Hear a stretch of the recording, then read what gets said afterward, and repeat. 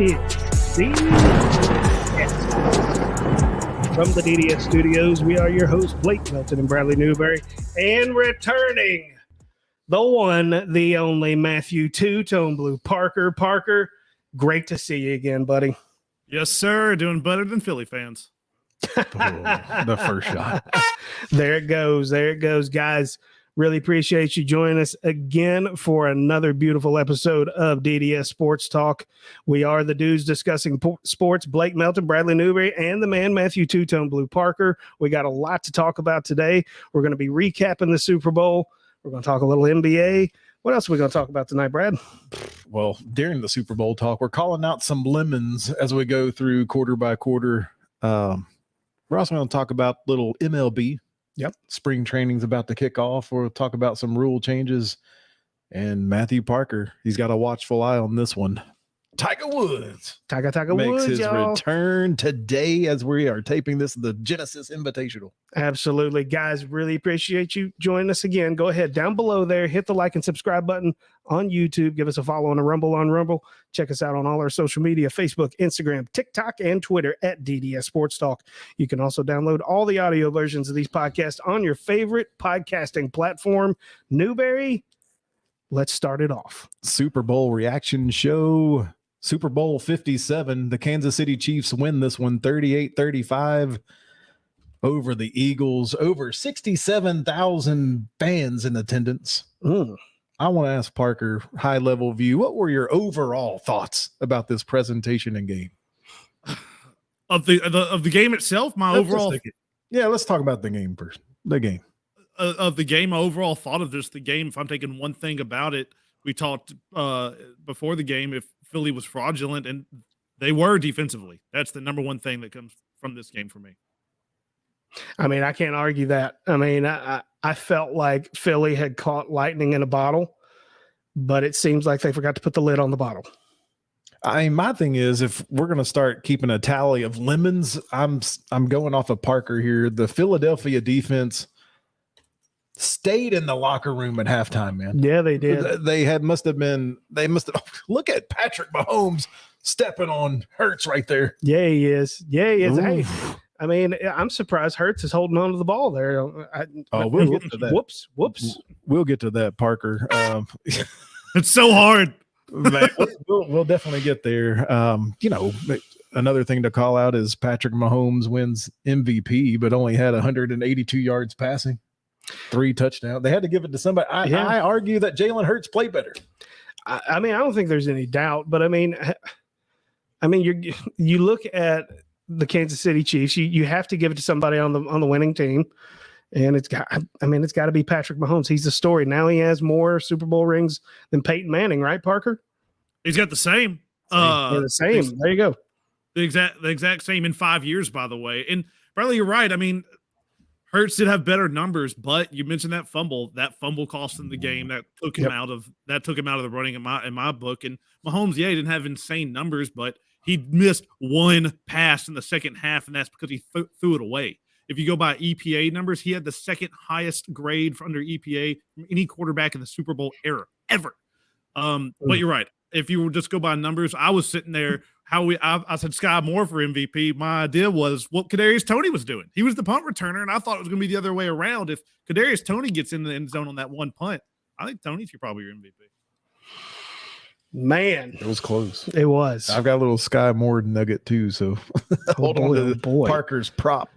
In the first quarter, the Eagles take the lead, a 7-0 lead behind Jalen Hurts' first touchdown rush. I'm sure everyone, Parker in prop land, had at least one touchdown for Hurts.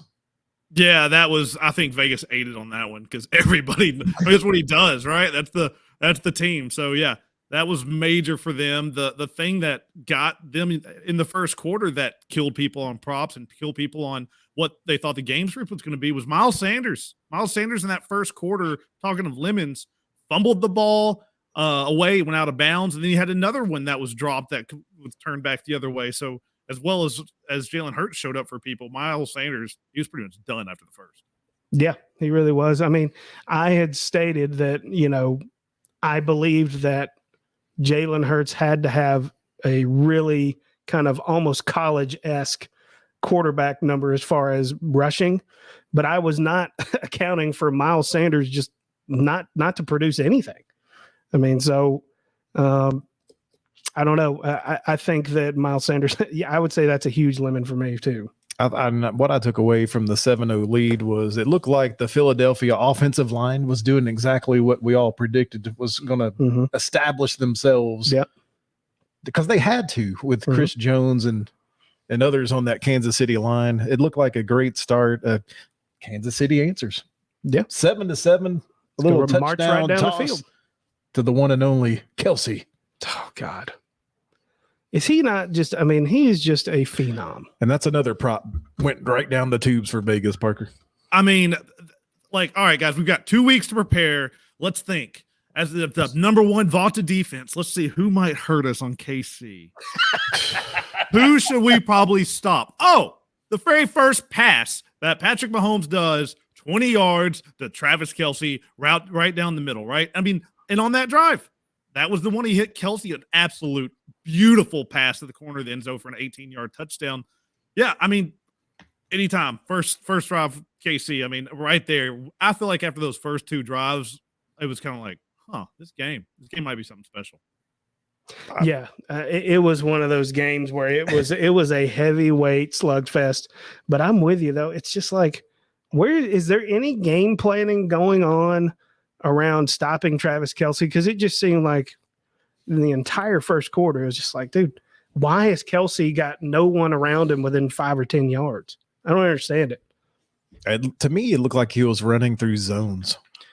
Like they were trying to just pass him off to the next linebacker, and he just kept running right through what they were trying to do with zone coverage. It's exactly what they did because Gannon, their defensive coordinator, their then defensive coordinator who got a job in Arizona, good luck with that.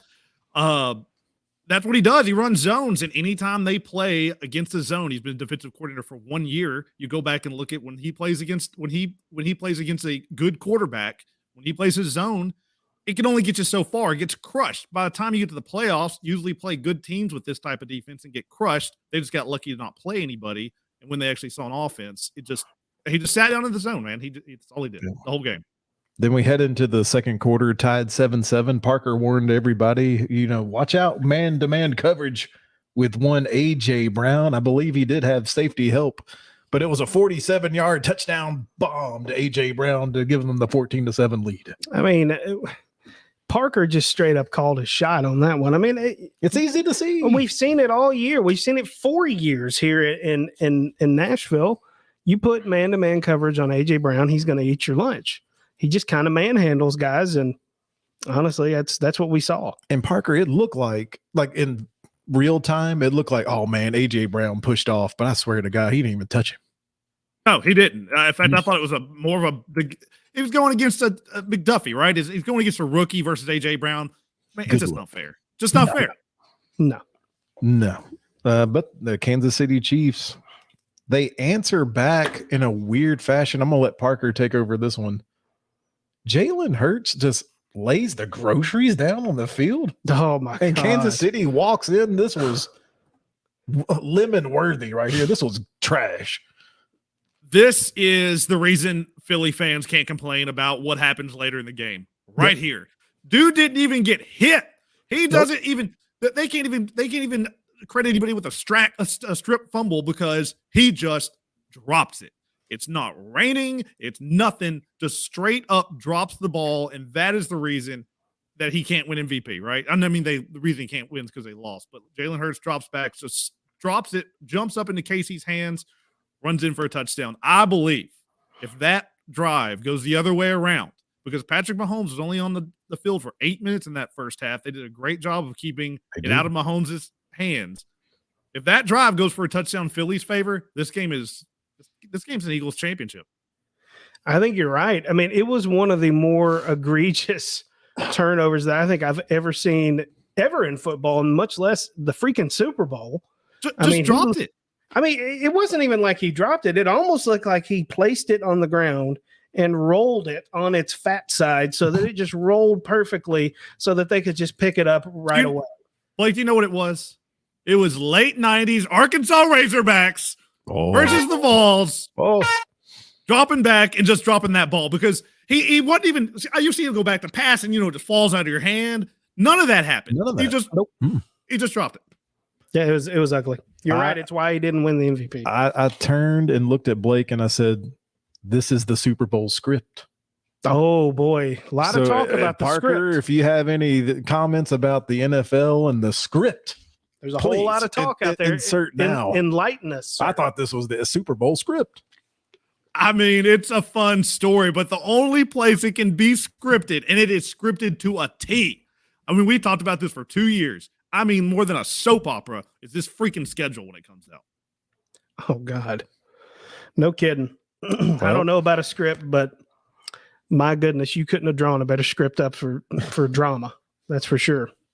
But Philly answers again, and they continue this mostly dominant first half. It's the second rushing touchdown by Jalen Hurts, and Parker said it. Without that fumble, you may be looking at pretty much closure and Jalen Hurts honing in on MVP. Yeah, you're talking about an Eagles Super Bowl championship and a Jalen Hurts MVP. I fully agree with that. What about the 2 touchdown prop? How bad did that go down for Vegas? I think I don't have the number in front of me on that one, but I think that was a fairly popular, at least with sharp people out there. Because I saw people talking about it. He was one of those that was the people were pairing that. A lot of people thought Hurts would MVP. So if you think that, you should also take what would get him to that, right?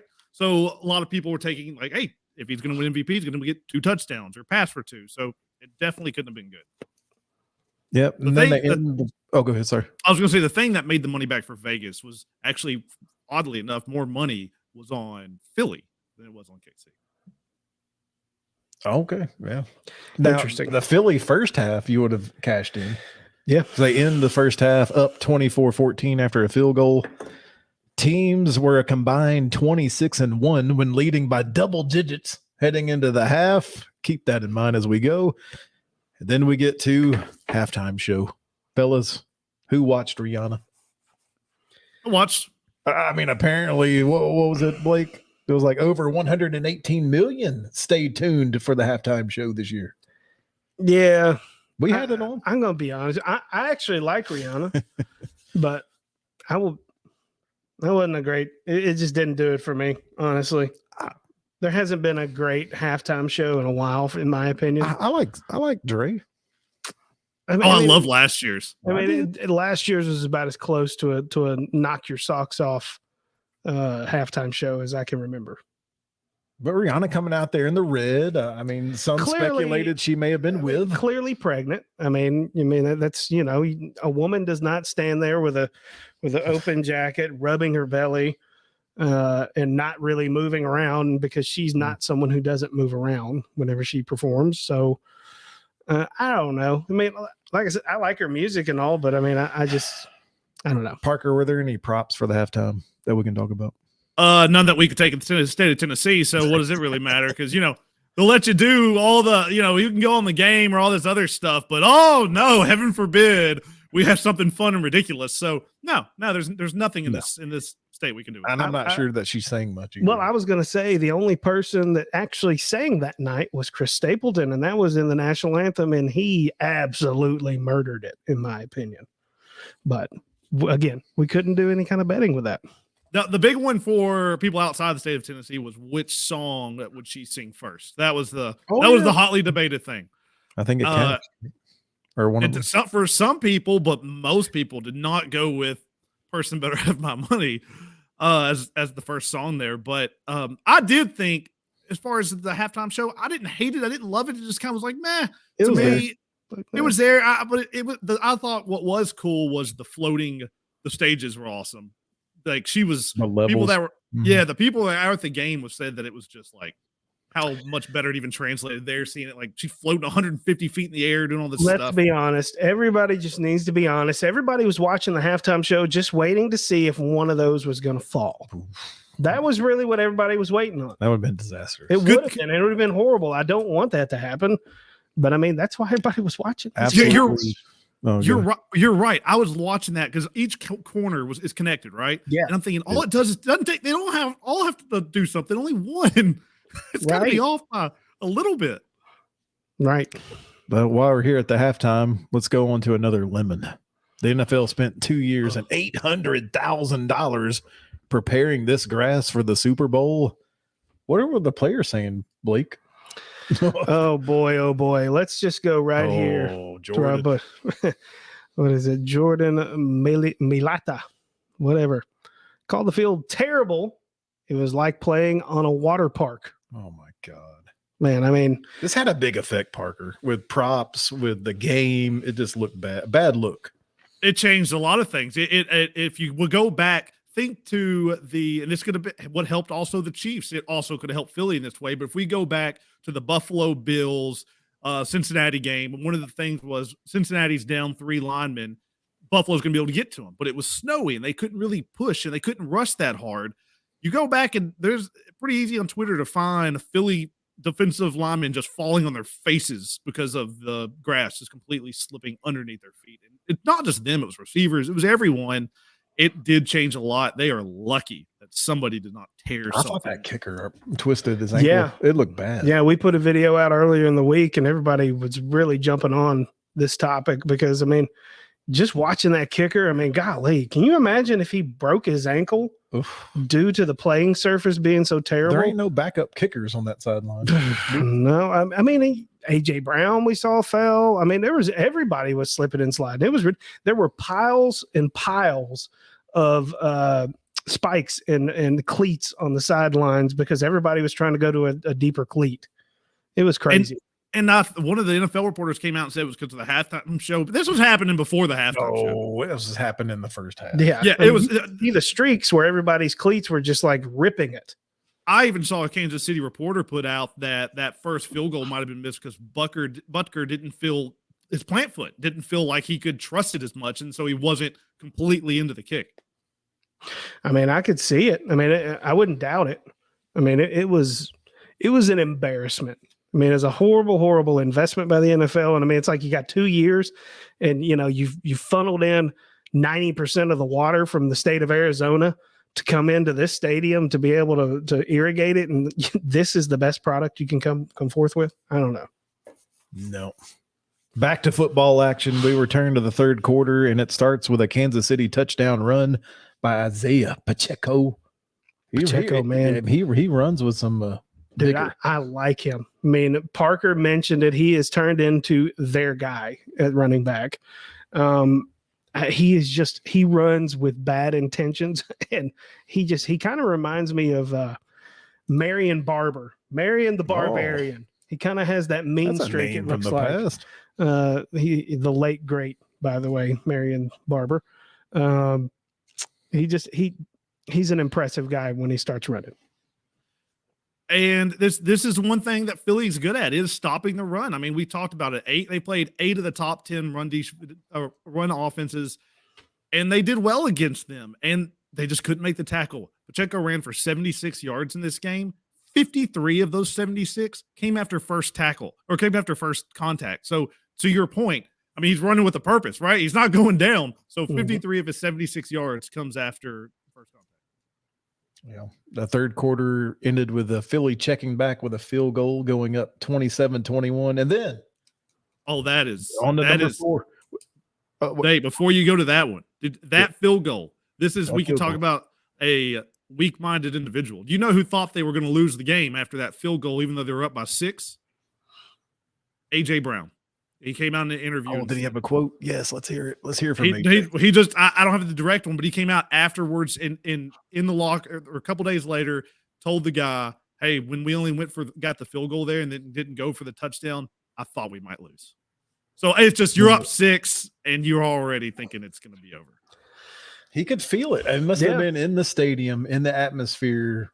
The momentum was just slipping. He had that feeling of we got to score touchdowns. We cannot settle for field goals against what they were feeling with Kansas City coming back at halftime. Well, I am starting to think that that's another one of those. That's what you have to do to beat Patrick Mahomes. You can't kick field goals. You got to score touchdowns. Keep stomping on them.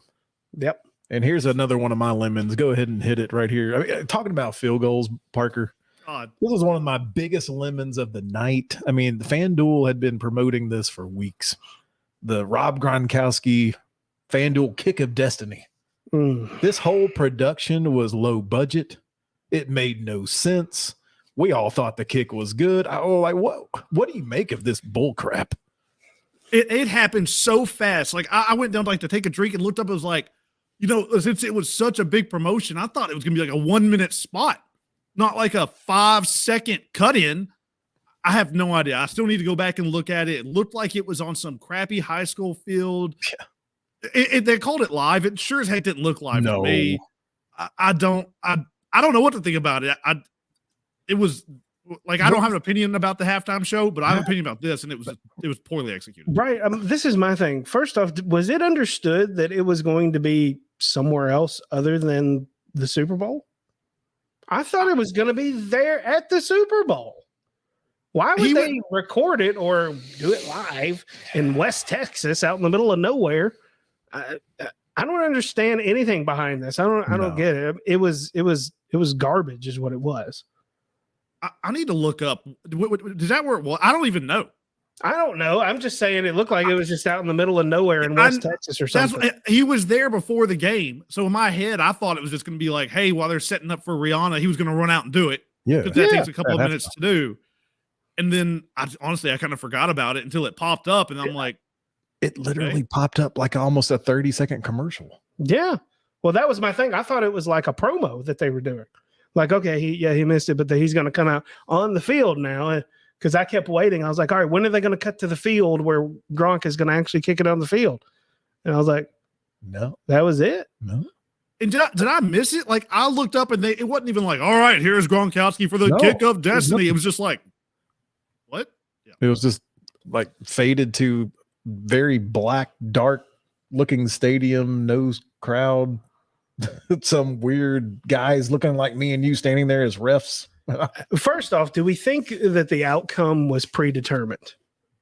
First, let's start with that. Because, I don't think it mattered. I get that because I get that, but I'm looking at this and I'm like, it was like a 25-yard field goal. It wasn't even an extra point. So my thing is I would guarantee you almost every single person on a football team could kick a 25-yard field goal.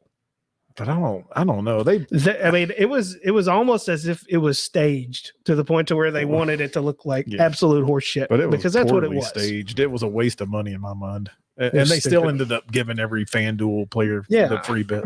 I wish you could have bet on that because obviously they were going to do that, right? Like they're not going to offer $10 million, right? All right, sorry guys, sorry, that sucks. Yeah, no, it was happening no matter what. Like that was ridiculous. Yeah. So then we come to the fourth quarter with Philadelphia leading 27-21. Little did we know this would be the last time Philly would lead in this game because Patrick Mahomes finds Kadarius Toney and goes up 28-27. Oh boy. We were just sitting around waiting for that big play to happen. But this was more schemed up, right, Parker? This was a nicely designed play. It wasn't like Kadarius beat anybody. It was just a nice design. Yeah, there was a little jet sweep motion. They've been setting up things the whole time. Even Mahomes afterwards on a different touchdown went over on the sidelines and was like, they don't know what they're doing when we run a jet sweep motion. There's audio of them saying that, and we said that earlier this year that their defense was susceptible to it, and it worked. I mean, it was absolutely perfect. Kudos to Reed on this one. I have a lemon for him later, but kudos to him on this one. Yeah, man. Again, like I said, we were waiting for that big play to happen. It was very well schemed, but man, whew. No, if you thought the Philadelphia defense was on their heels now, just wait. The very next drive, they give up another touchdown. This one's going to Parker's prop bet, Sky Moore. Yep. On the other side, almost the exact same play. I know it. We were jumping out of our seats. Sky Moore. There we go. Do it for Parker. Yeah, you had to, and if you went after that, that was one you had to make. If you went for MVP, he was going to score a touchdown, right? So you had to do that. And there's audio out today where that play is happening, and Mahomes is looking. This play is for Toney, and they look over, and Toney does it. It's signaling like, I don't know what to do. And Mahomes just sees Moore over. He just motions him over after putting Kadarius with the jet sweep, and he's like, I just hiked it. He goes, I knew they weren't going to be over there, so I just threw it over Sky Moore. Like the whole play was busted. No one knew what was going on. And supposed to go to Tony, but it goes to our boy Sky Moore, which is another lemon for that defense. You can't complain about the call at the end if you give up the first touchdown ever in the Super Bowl to Sky Moore. Didn't score all year. I can't disagree. I mean, the Philadelphia defense has earned multiple lemons from the DDS crew. Yeah.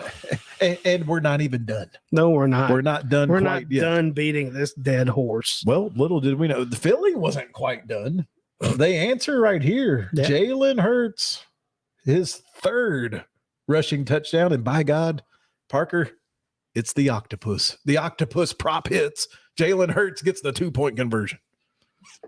He does. I mean, if anyone's ever going to do it, it's Jalen Hurts, right? Like, that was the one to take, I guess. I wasn't smart enough to do it, but 35-35. What were you thinking here? I mean, was it like, oh God, now we've got a Super Bowl? I mean, tied 35-35. I mean, this is what everybody came to see. You know, they came to see two high-powered offenses going head to head. And people answering the bell. And whenever that happened, I'm like, all right, now we've got a game. Now we got something. You and the public, you were all excited. Yep. Here we go. We got Patrick Mahomes. Yep. 35-35 against this quote unquote great defense that has so many wins. And arguably, for the first time, the refs show up. I could tell you were upset. So the world was upset. But before you give it a take, what did the player himself say? Yeah. Here. Oh, Bradbury, what did he say? He said it was a holding. I tugged his jersey. I was hoping they would let it slide. Now, he knew he did it. So this is the thing. I was upset in the moment just because I don't like the refs drawing attention to themselves in that moment in the game. But it was, I mean, by the rule, it was a hold. I mean, I talked to, at work, I talked to a former NFL defensive back that it's just attention to detail. You know, he was out of position.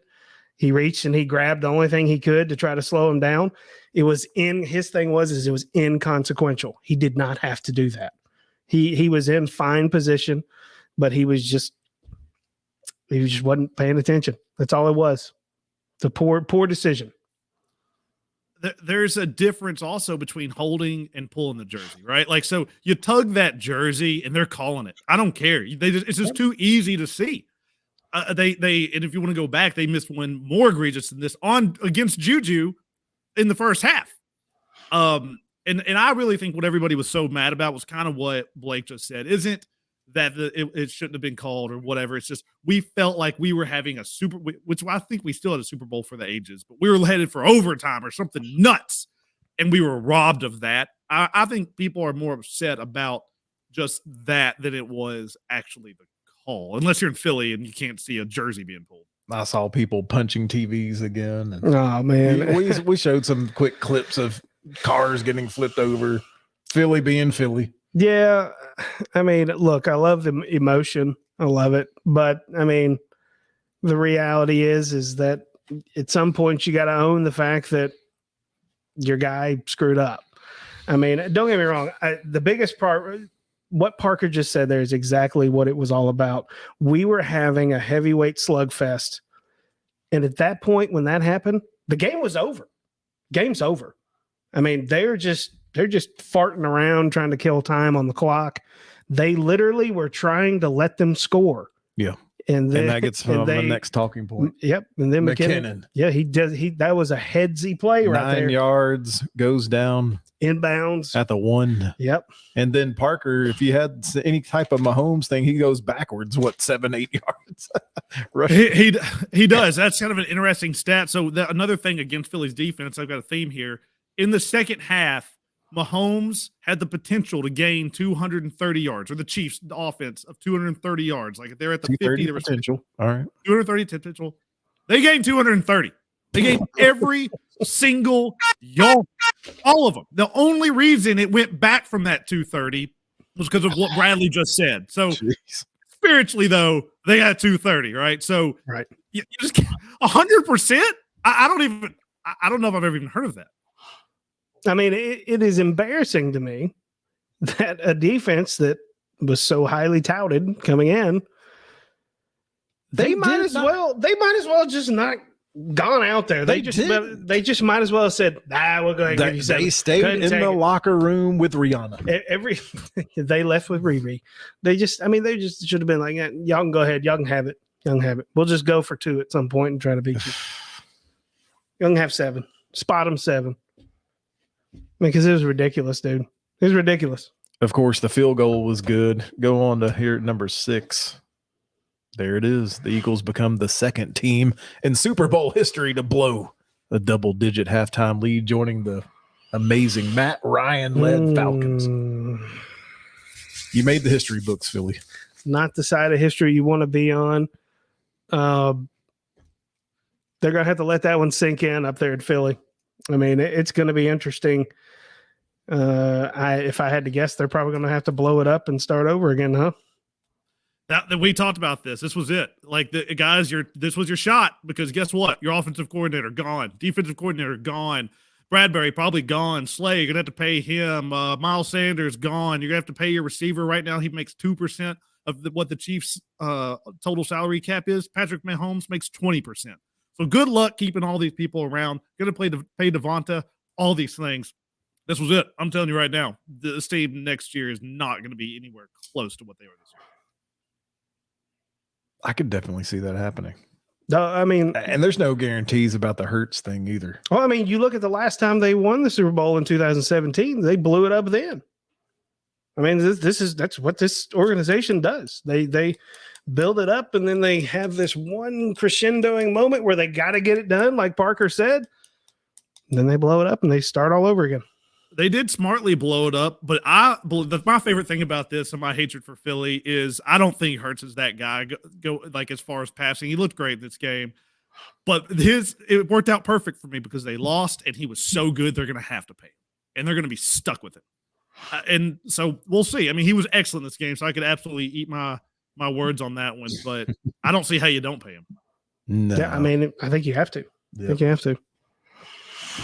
So there he is, the MVP. Now, players with 2 regular season MVPs and 2 Super Bowl wins. We've got Brady, Montana, Steve Young, Peyton Manning, Patrick Mahomes. Man, this is scary, guys. Dude, he's got a lot. He's got a lot of time left, man. Yeah. You know, there was all this talk that before this game, that, you know, if he didn't win this one, was this like a condemnation on him in some way that he couldn't win, you know, the big game or whatever? I'm like, what are you talking about? Did they miss 5 Tyreek years. Hill this year, Parker? I mean, I guess, but no, they won the Super Bowl. Mahomes had better numbers. He just dinked and dunked it down the field all year. Why not? I mean, in this game, for instance, just speaking of how short passes, he got rid of the ball 65% of the time in less than 2.3 seconds this game. It's just a different offense. With him, he's not one of those quarterbacks like, oh, we have to get him this type of weapon. The answer is we'll just make our offense with whatever kind of weapons we have because he can do anything. Yep. Yeah. He's kind of a Swiss Army knife. And right here, He is. look at this. Chad Henne calling it a career, man, capping it off with another Super Bowl title and a Bud Light. Played for the Dolphins, Jags, Chiefs. This guy had a big moment in the NFL playoffs this year, man. He had that big 99-yard drive against the Jags. Yeah, I mean, you look at that. He just stepped in, did his thing. job.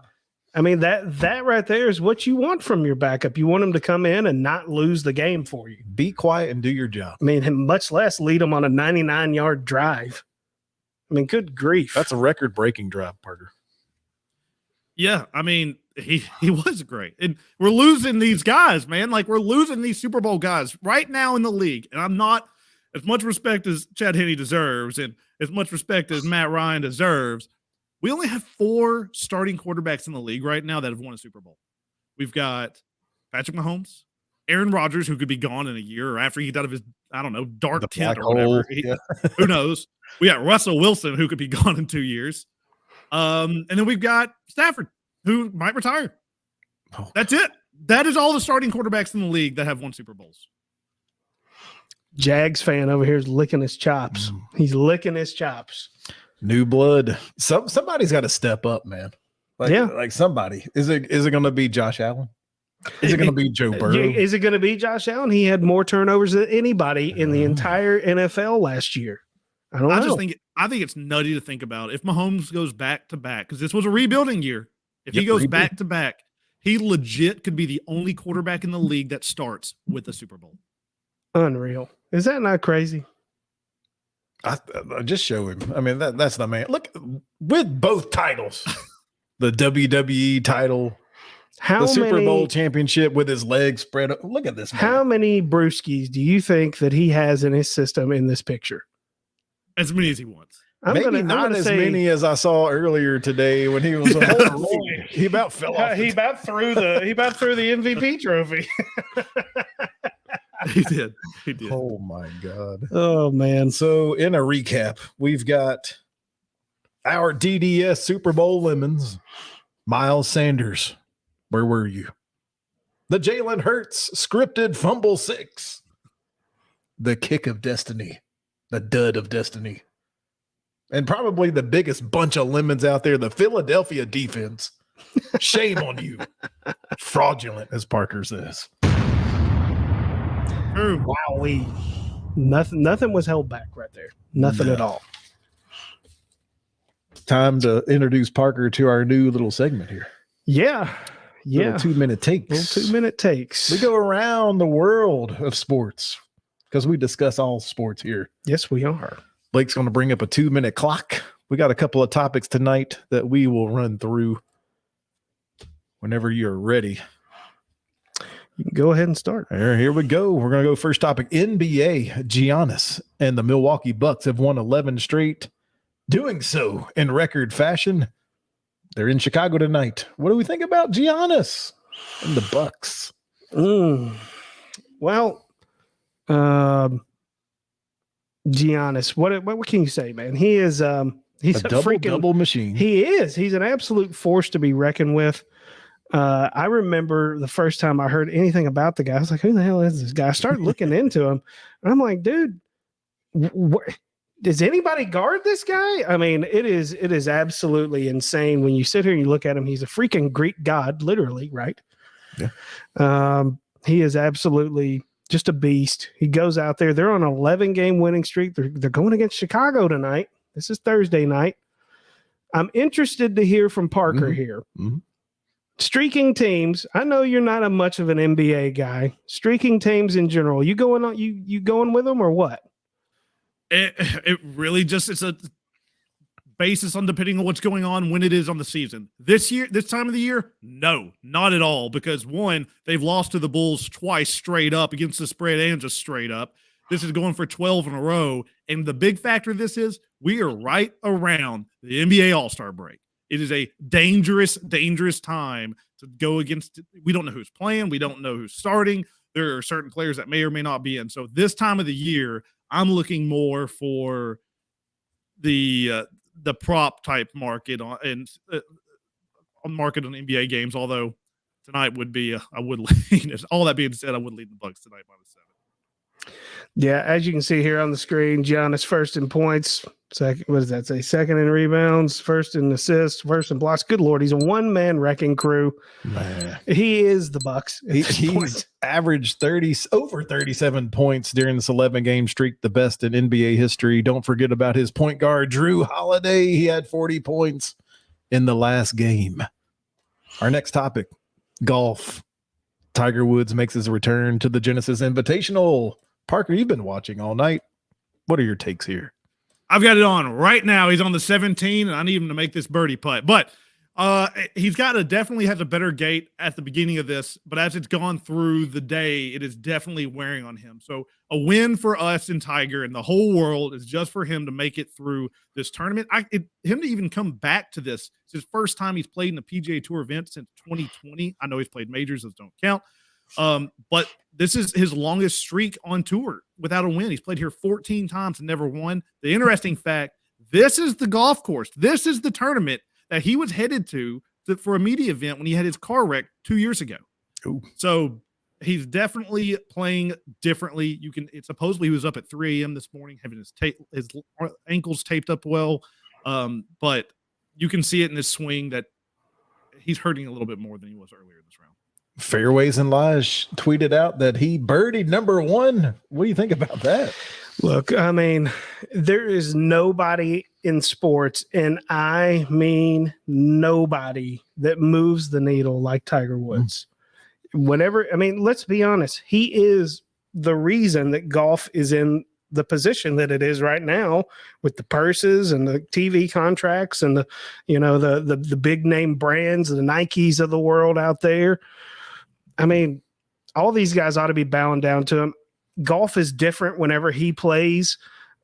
He's never had very much success there at Riviera, but I got to tell you, every time that guy suits up, I'm never betting against him. And what we're looking for here, he kind of drew the short end of the stick. He's having to play a late tee time today, which is Thursday. He draws the early tee time tomorrow. All eyes will be looking at his body language as he walks tomorrow morning. It's going to be a big deal. Can he make it through 36 holes? Fellas, he just rolled in like a 30-foot birdie. Oh, live. Tiger Woods, y'all. 1 under on the day, baby. All right. A live birdie. My goodness. You heard it here live. Jesus. All right. One more 2-minute take here. We're going to Major League Baseball, one of Parker's favorite pastimes. Spring training starts soon, and the Major League Baseball, we've got rule changes, Blake. Got a ton of rule changes, and man, are they, in my opinion, some pretty hefty ones. I don't know that I necessarily agree with all of them. And one of the big ones that I noticed was the pitch clock. That's right. The pitch timer, if it's empty bases, the pitcher has 15 seconds to get that body in motion. If runners are on, they have 20 seconds to get the body in motion. Yeah, and here's another interesting one, and I'm not exactly sure how exactly it's going to play out, but pickoffs.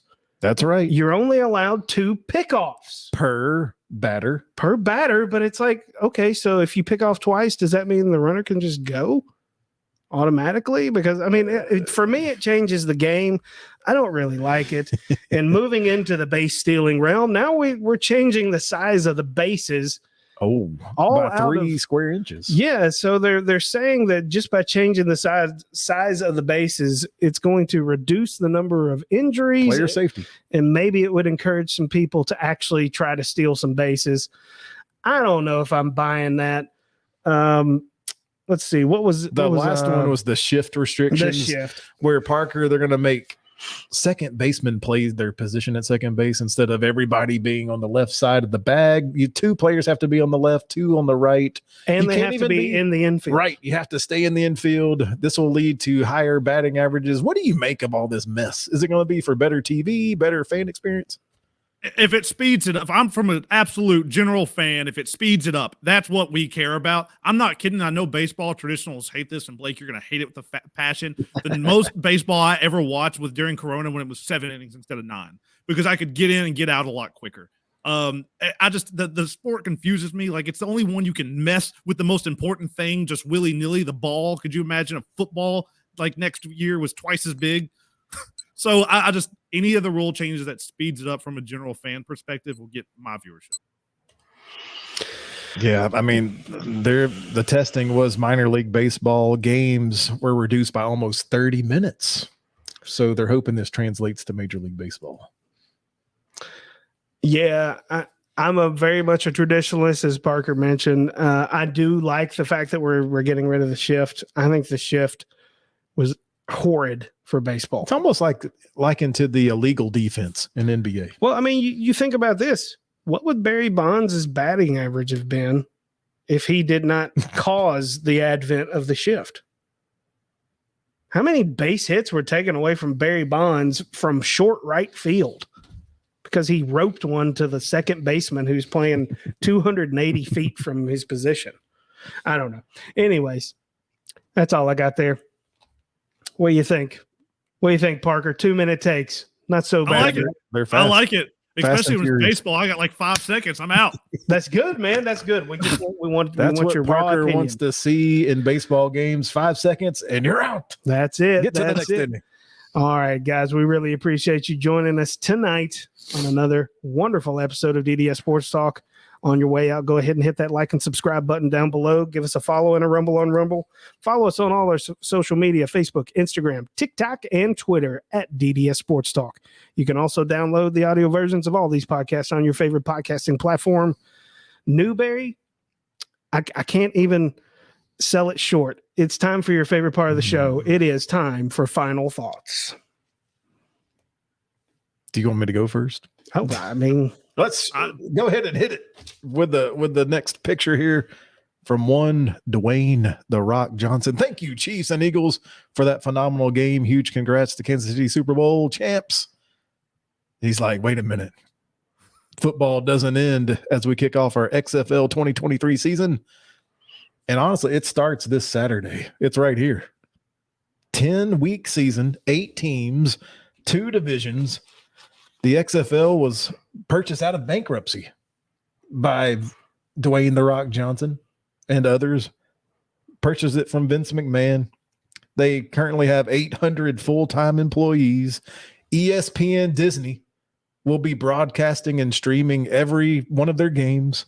They have a huge deal with Under Armour. They didn't want to rush it out last year. They're actually taking time to actually market this correctly. Will it stick is going to be the big question. Every time the XFL has tried and rebooted, it was one season only. Will they make it out of this one season? We'll see. But games kick off this Saturday. I don't know. I think anytime that anybody has some time, has the ability to consume more football, and the fact that The Rock is the one promoting it, man, they might be able to get a little bit of a spark here.